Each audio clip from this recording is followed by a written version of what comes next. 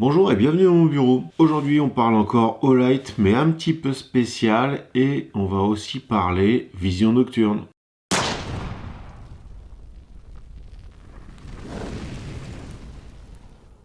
Le sujet de la vision nocturne, alors ici j'ai une petite caméra vision nocturne 4G, j'ai ici une lampe infrarouge et vous allez voir que ça va aller avec la nouvelle Balder IR. IR pour infrarouge. Comme la Valkyrie, donc sans le laser, mais plutôt comme la Balder Pro avec un laser vert ou un laser rouge, celle-ci a la possibilité éclairage et la possibilité off ou la possibilité laser.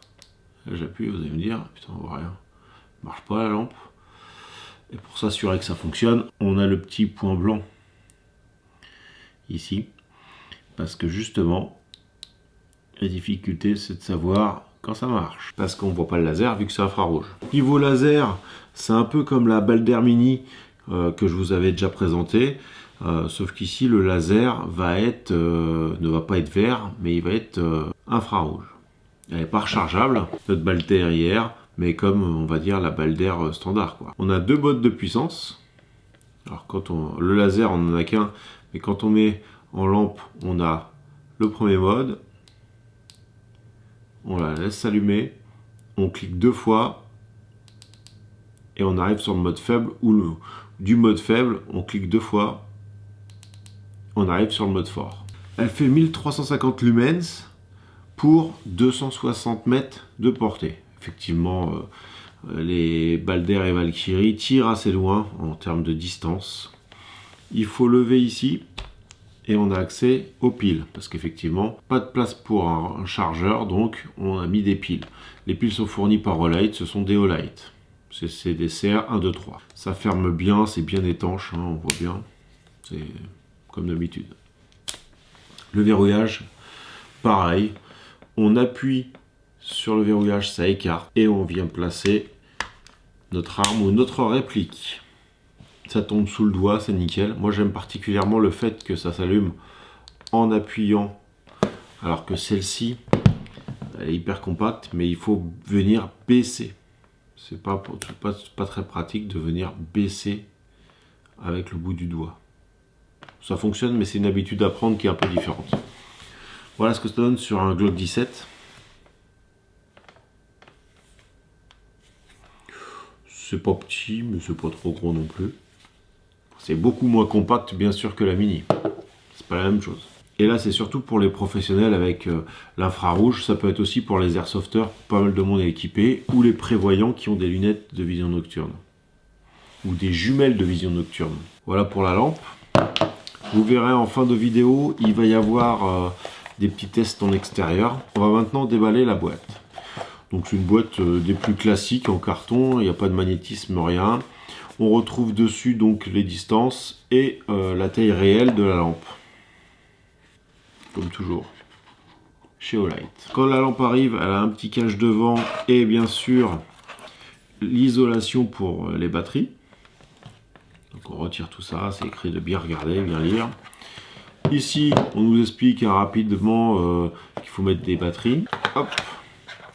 On a une notice, la petite clé qui va nous servir à régler le laser, et ici, régler le laser et peut-être même changer ça, oui, et ça va nous servir aussi à changer la petite cale. D'origine, c'est une cale pour Glock. On peut mettre la cale 1913 qui correspond à des rails Picatinny plutôt standards.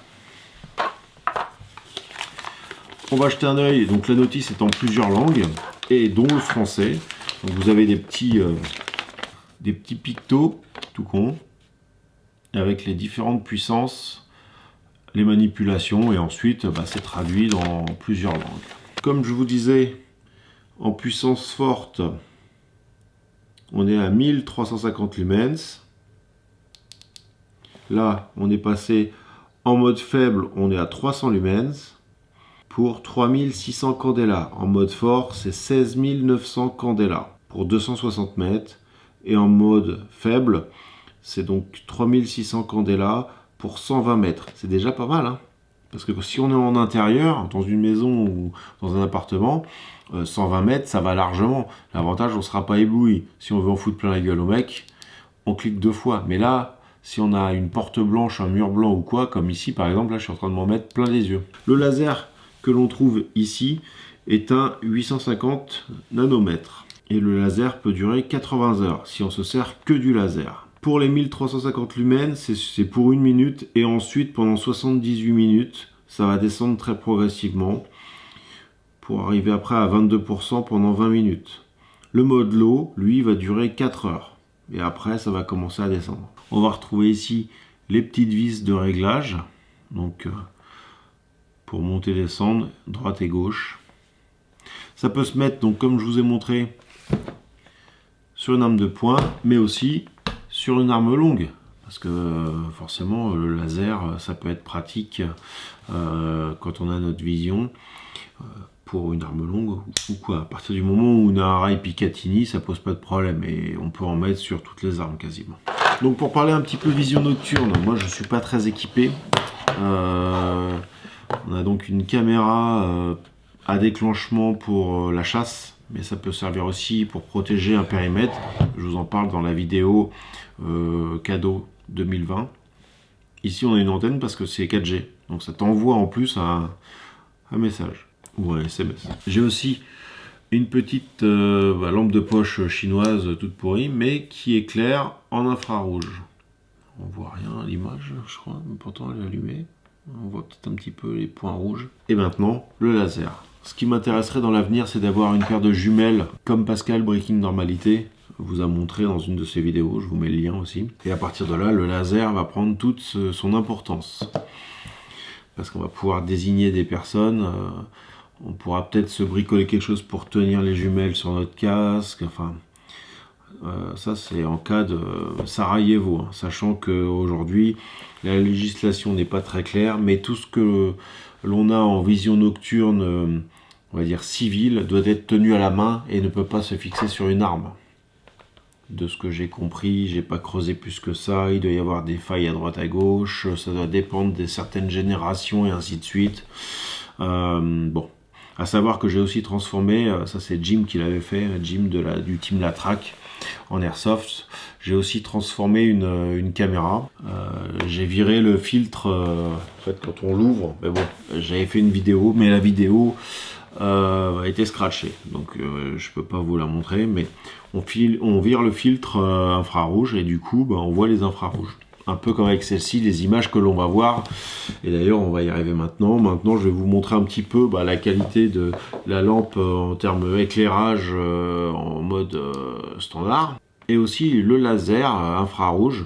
Avec cette caméra, on va pouvoir voir, j'ai mis 2 caméras, donc j'ai pris mon téléphone plus celle-là pour voir avec le téléphone comment on voit l'œil. Et avec celle-ci pour voir si on avait des lunettes, ce qu'on pourrait voir. Et vous allez voir que le laser, on le voit bien loin quand même. Bienvenue dans mon jardin. Et donc ici, la lampe en full.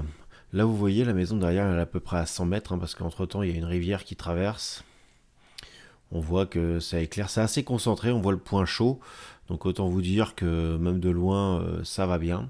Et maintenant on passe en vision nocturne. Vous voyez en bas, dans la petite, là voilà, le bâtiment là, il est à 100 mètres. Donc vous pouvez voir clairement le laser en bas, à peu près au centre de l'image. Là on est sur le bâtiment. Et on voit bien la différence. Maintenant, on va passer à peu près 30 mètres. Bon, la caméra zoom un petit peu. Et vous voyez l'intensité du point lumineux. C'est-à-dire que là, voilà, et hop, là, on est reparti encore à plus de 30 mètres. Donc, on est quand même pas mal. Vraiment pas mal. Je vous remercie d'avoir regardé cette vidéo. Tous les liens se trouvent en description. N'hésitez pas à aller voir. Et à bientôt pour une nouvelle vidéo.